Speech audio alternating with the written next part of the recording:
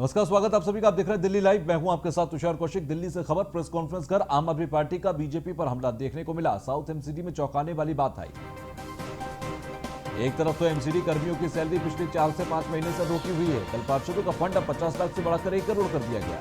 BJP जानती है यह आखिरी मौका है लूट का, इसलिए लूट लो।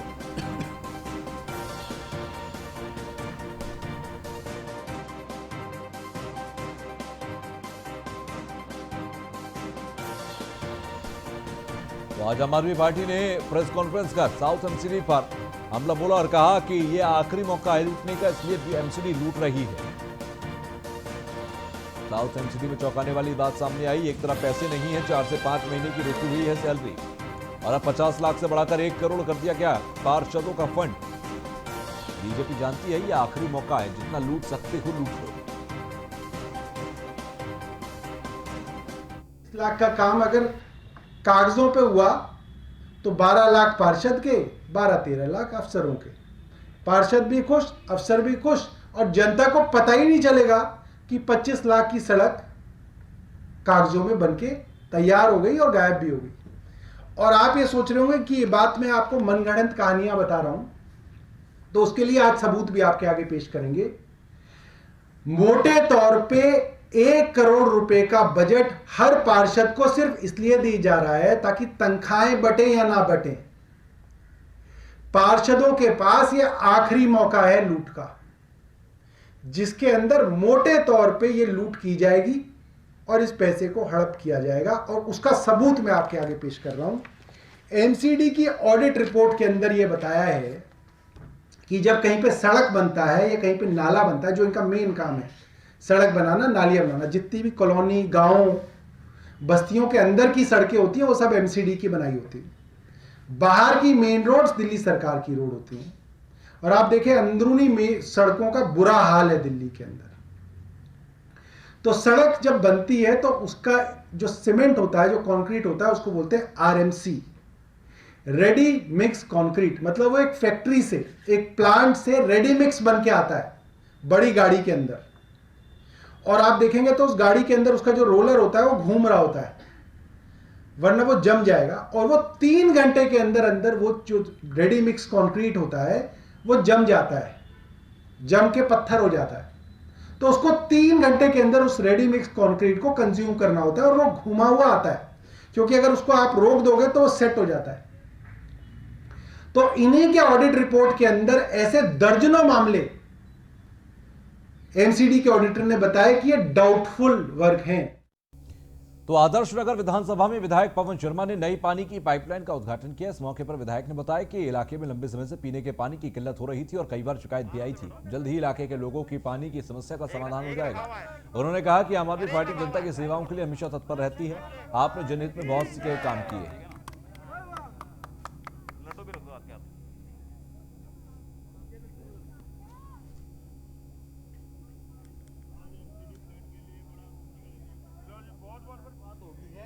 पूरी कॉलोनी की ये 1 नंबर का तो इसका तो उद्घाटन आप इस वक्त हम खड़े हैं आदर्श नगर विधानसभा के वार्ड नंबर 17 में, और यहाँ पर एमसीडी कॉलोनी के अंदर पानी की लाइन का एक उद्घाटन किया जा रहा है। और हमारे साथ हैं पवन शर्मा जी। हम बात करते हैं। पवन शर्मा जी, आप इसने उद्घाटन करा आज, लेकिन इसका कार्यक्रम कब तक इसका पूरा हो जाएगा? इसका ये शुरुआत है आज जो है। तो इसका पूरी कॉलोनी में जैसा कि मेरी जल बोर्ड के एई से जो है बात हुई है, पूरी कॉलोनी में 1 से 1.5 महीने में जितनी पाइपलाइनें डलनी हैं वो सारी पाइपलाइनें बदल दी जाएंगी, जो भी खराब पाइपलाइनें। और इसके लिए जो है जो आज ये शुरुआत इसकी आज से हुई गई है। इस कॉलोनी के अलावा भी संजय नगर, केवल पार्क, मजलिस पार्क, इसके अंदर भी पानी गंदा आ रहा है। तो देखिए, नहीं, जहाँ से भी कंप्लेंट आती है वहाँ पे सीवर की लाइन हो, पानी की लाइन हो, वो चेंज हमारी होती रहती है। पिछले दिनों में बहुत हुई है। पिछले 5 सालों में ये जितना काम किया है दिल्ली सरकार ने, उतना मेरे ख्याल से पिछले 20 साल में नहीं हुआ होगा। ऐसे ऐसे काम हुए हैं जो 30-30 साल से पेंडिंग पड़े थे जो है, तो वो हम फॉलो करते रहते हैं। रही पानी की दिक्कत, ये यमुना में अमोनिया की वजह से पिछले दिनों जो है अमोनिया का मुद्दा अलग है पवन जी, लेकिन जो पानी गंदा आ रहा, मतलब कि हमारे पास ऐसी भी शिकायत आई है कि पानी बिल्कुल, मतलब लैट्रिन के पानी जैसा बिल्कुल काला पानी आता है, उसके लिए क्या है? नहीं, उसके लिए जहाँ से भी कंप्लेंट आती है, हम जैसे अब यहाँ से कंप्लेंट आई इस कॉलोनी से कि गंदे पानी की वो है, तो चेक करवाई, पाइपलाइन इसकी गल चुकी है पानी की लाइन, तो वो चेंज करवा रहे हैं। तो जहाँ से भी कंप्लेंट आती है वो हम करवा देते हैं। अच्छा, उसके लिए लोगों को भी जागरूक रहना होगा। कई जगह से ये कंप्लेंट भी आई है कि लोग अनऑथोराइज अपने आप कनेक्शन कर लेते हैं रात बिरात में, और वो लूज रह जाता है। तो जैसे ही उनके मोटरें चलती हैं या पंप चलते हैं लोगों के, तो वो जहाँ से लूज रह गया कनेक्शन, अपने आप जो किया गया कनेक्शन है, तो वहां से पानी खींच के बाहर का पानी अधिकतर देखा जाता है कि जब चुनाव आने वाला होता है तो उद्घाटन और मुहूर्त ज्यादा किए जाते हैं, तो ये आगामी आने वाले निगम के चुनाव को देखकर तो वो नहीं है? अरे निगम के चुनाव को तो 1 साल से भी ज्यादा है अभी। निगम के चुनाव को तो 1 साल से भी ज्यादा है। तैयारी तो हमारे कर रही है आम आदमी पार्टी। नहीं, तैयारी आम आदमी पार्टी हमेशा तैयार रहती है। क्यों? क्योंकि आम आदमी पार्टी काम के नाम पे राजनीति करती है, वैसे कोई राजनीति नहीं करती, केवल काम की राजनीति करती है। और वो पिछले 5 सालों में देखा भी होगा भाई, सरकारी स्कूलों के क्या हाल थे, अब क्या स्थिति है, अब कितने अच्छे बना दिए हैं। हॉस्पिटल्स का देख लो, गलियों का, नालियों का, हर जगह। आदर्श नगर विधानसभा में आप देखोगे तो कम से कम नहीं तो पिछले 5 साल में 300 गलियां बनी होंगी, जो है नई गलियां बनाई गई होंगी। तो ये थे हमारे साथ आम आदमी पार्टी के विधायक पवन शर्मा जी, जिनका कहना यह है कि आम आदमी पार्टी वादों के नहीं काम भी करती है। Lalit Lodhwal, news 1 India, Delhi. इस वक्त हम खड़े तो उत्तराखंड कांग्रेस में मुख्यमंत्री के चेहरे को लेकर बवाल थमने का नाम नहीं ले रहा। उत्तराखंड के प्रभारी अखिल भारतीय कांग्रेस सचिव देवेंद्र यादव ने कहा कि उत्तराखंड चुनाव से पहले सीएम के नाम का ऐलान नहीं किया जाएगा, बल्कि सामूहिक नेतृत्व में कांग्रेस इस बार उत्तराखंड में विरोधियों को टक्कर देगी। आपको बता दें कि कुछ दिन पहले पूर्व मुख्यमंत्री हरीश रावत ने कांग्रेस के में ये कहकर हलचल मचा दी थी कि उत्तराखंड में कांग्रेस को चुनाव से पहले सीएम का चेहरा घोषित कर देना चाहिए। देवेंद्र यादव जी राज्यसभा में होंगे 10 साल से 20 साल से। उत्तराखंड के सियासी खेमे में उस वक्त हलचल मच गई जब पूर्व सीएम हरीश रावत ने कहा कि चुनाव से पहले उत्तराखंड में कांग्रेस को सीएम का चेहरा घोषित करना चाहिए। लेकिन आज उत्तराखंड के प्रभारी देवेंद्र यादव ने साफ कर दिया है कि कांग्रेस चेहरा घोषित नहीं करेगी, बल्कि सामूहिक नेतृत्व की ओर ध्यान देते हुए इसी बुनियाद पर चुनाव लड़ा जाएगा। मैं गुलशन सैफी, न्यूज़ 1 इंडिया। तो वहीं दिल्ली में प्रधानमंत्री कौशल विकास योजना के तहत आनंद पर्वत इलाके के बच्चों को दिल्ली पुलिस के डीसीपी ने सर्टिफिकेट बांटे। साथ ही आपको बता दें कि झुग्गी झोपड़ी में रहने वाले इन गरीब बच्चों को सर्टिफिकेट से बहुत ज्यादा फायदा होगा। आने वाले समय में इस सर्टिफिकेट से इन बच्चों को जॉब पाने में आसानी होगी और दिल्ली पुलिस के साथ काम करने का मौका भी मिलेगा। तो वहीं दिल्ली पुलिस इस कोर्स को कराने के लिए बच्चों का हौसला बढ़ाएगी, जिन्होंने इनको शिक्षा दी। इनके गुरुओं का मैं धन्यवाद करती हूँ और शुरुआत करती हूँ एक भी रहती है, जिसके लिए मैं आमंत्रण करती हूँ हमारे सेंट्रल डिस्ट्रिक्ट के सेल्फ डिफेंस।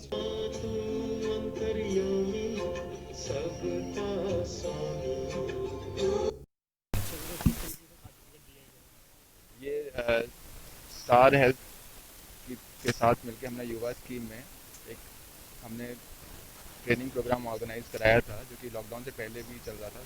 इसमें हमने जो हेल्थ असिस्टेंट के प्रोग्राम कराए थे, 60 लोगों ने पार्टिसिपेट किया इसमें और 35 को इसमें प्लेसमेंट भी मिल गई है और सबको आज हमने कोर्स कंप्लीशन सर्टिफिकेट दिया।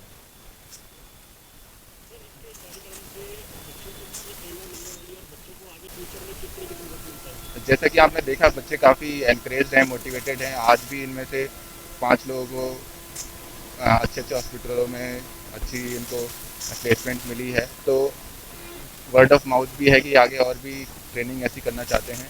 हमारे सेंट्रल डिस्ट्रिक्ट पुलिस ने डीसीपी साहब के नेतृत्व में हम ये आगे भी प्रोग्राम करते रहेंगे और हमें एक्सपेक्टेड है कि हम इसमें और आगे अच्छा पार्टिसिपेशन करना काफ़ी उम्मीद। तो वह राजधानी दिल्ली के होटल संग्रीला के अंदर भारत गौरव अवार्ड फाउंडेशन के 30वें संस्करण का आयोजन किया गया। इस सम्मान समारोह में केंद्रीय जहाज उड़ानी राज्य मंत्री मनसुख मांडविया मुख्य अतिथि के तौर पर मौजूद रहे। समारोह में समाज के बेहतर काम करने और देश का गौरव बढ़ाने वाले लोगों को सम्मानित किया गया। कार्यक्रम में प्रभु श्री राम की नगरी अयोध्या से आए राम वल्लभ कुंज अयोध्या के अधिकारी राजकुमार दास को लाइफ टाइम अचीवमेंट अवार्ड से सम्मानित किया गया। कार्यक्रम में अयोध्या के मेयर ऋषिकेश उपाध्याय को समाज की बेहतरी के लिए अपना अतुल्य योगदान देने के लिए सम्मानित किया गया।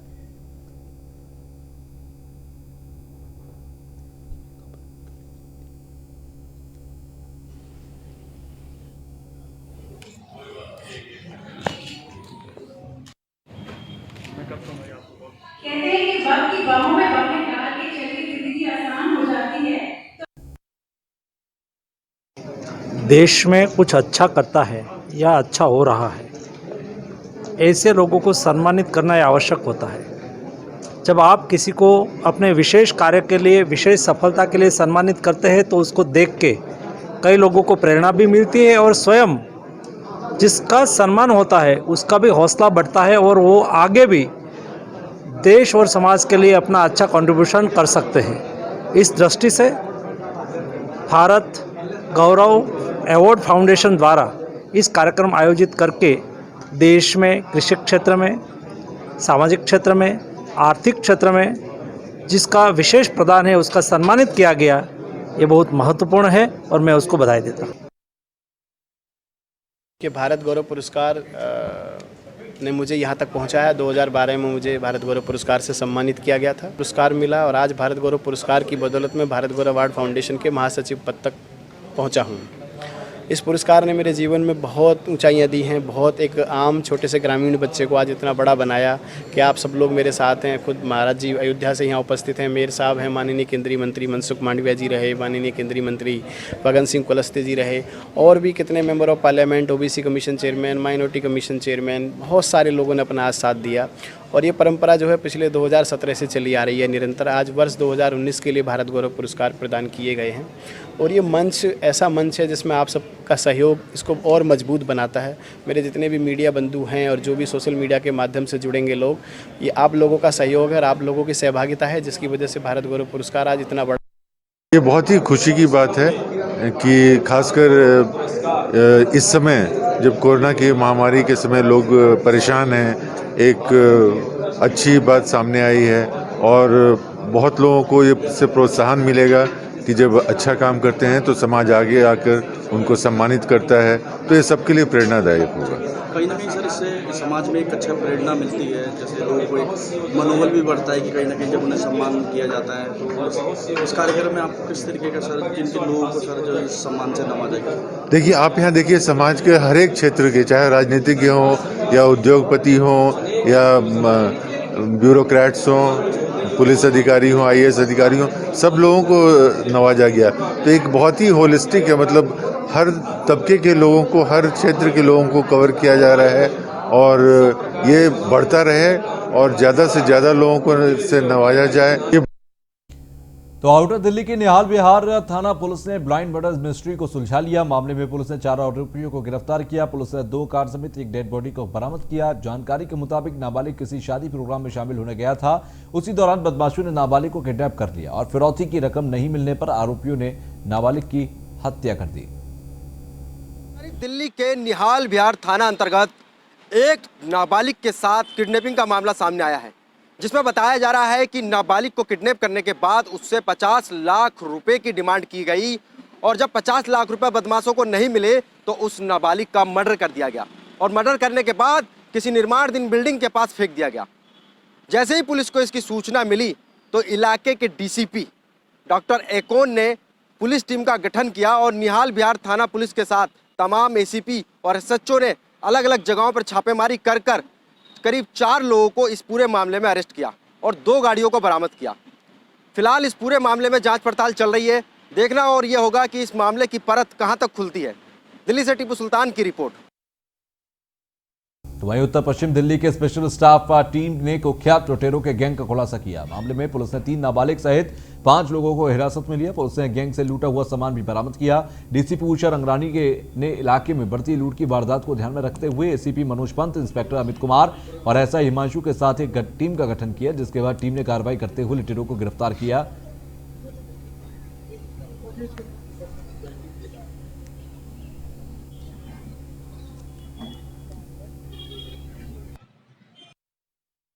नॉर्थ वेस्ट डिस्ट्रिक्ट की स्पेशल स्टाफ की टीम ने एक डेस्परेट गैंग जो है रॉबर्स का, उसको बस्ट किया है, जिसमें 2 रॉबर्स के साथ में 3 child in conflict with laws को एप्रीहेंड किया है।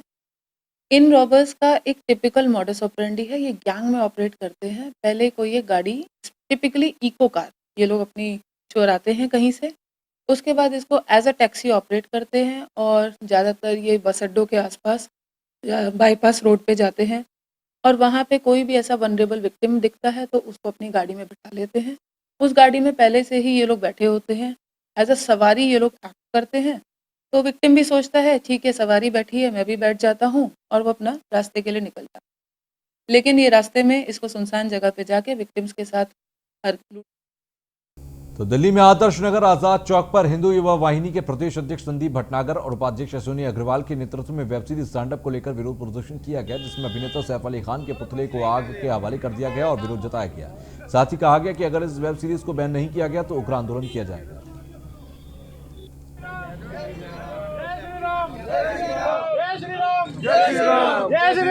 जाओ आप दोनों जाओ जाओ जाओ।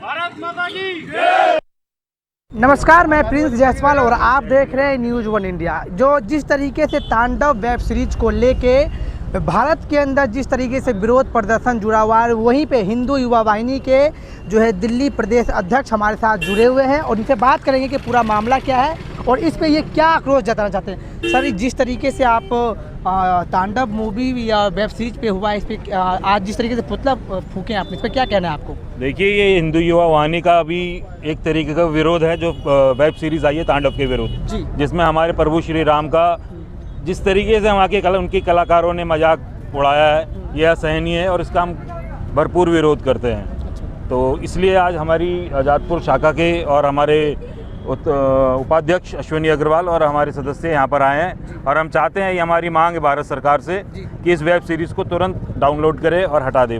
तो जिस तरीके से अगर हम बात करें तो उन्होंने माफ़ी भी मांग ली है कि जो भी प्रोड्यूसर है, जो भी उनके कार्यकर्ता लोग हैं, उन पर माफ़ी भी कल रात को मांगा है। लेकिन यूपी में जो है कई FIR जो है इनके ऊपर लॉन्च हुआ है। देखिए, माफ़ी मांगना कोई मेरे ख्याल से माफ़ी मांगना कोई तरीका नहीं है। आप पहले किसी के गाल पे थप्पड़ मारें, हमारे भावनाओं को आप आहत करें और उसके बाद आप माफ़ी मांग लें, ये माफ़ी बर्दाश्त नहीं है। इस तरह के सीरियल पर बैन लगना ही चाहिए।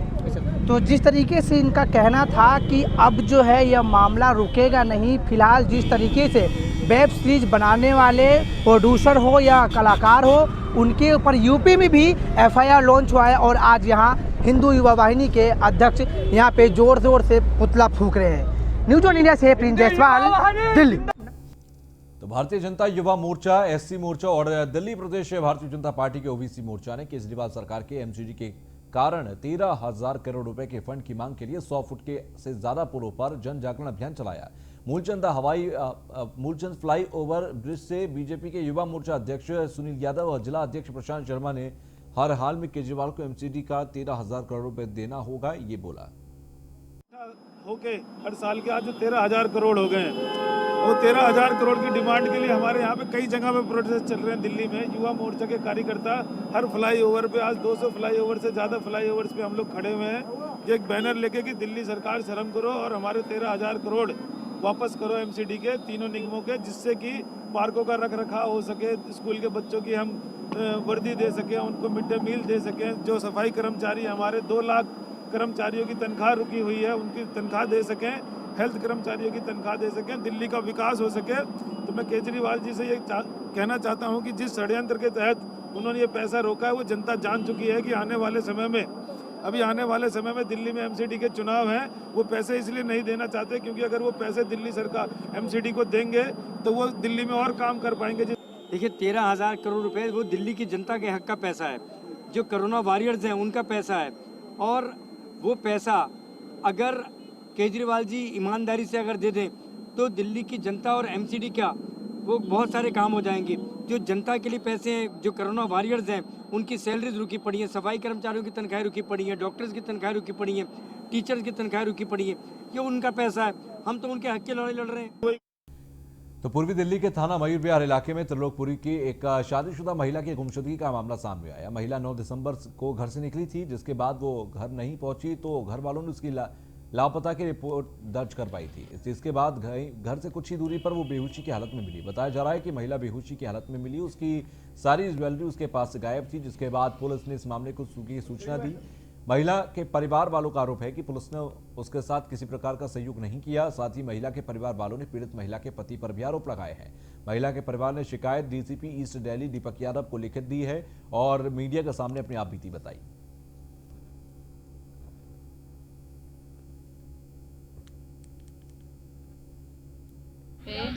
उसी गाड़ी में ऐसे करके हाथ ये वाला पकड़ के ऐसे डाल लिया और मुझे वहाँ पे अपने जो हस्बैंड है उसकी आवाज़ सुनाई दे रही है। जब मैं अभी मेरी ज्वेलरी मैं उतार रही हूँ, मेरे से ज्वेलरी उतारी जा रही है मेरी कि किस तरीके से, लेकिन मेरे को होश नहीं है मेरे साथ कौन है, कितने लोग हैं, कोई मेरे को इतना नहीं पता। और जब 3 दिन के बाद मैं मिली हूँ तो मेरे फैमिली ने मिसिंग कंप्लेंट वगैरह की, उसका कोई इतना नहीं हुआ, FIR वगैरह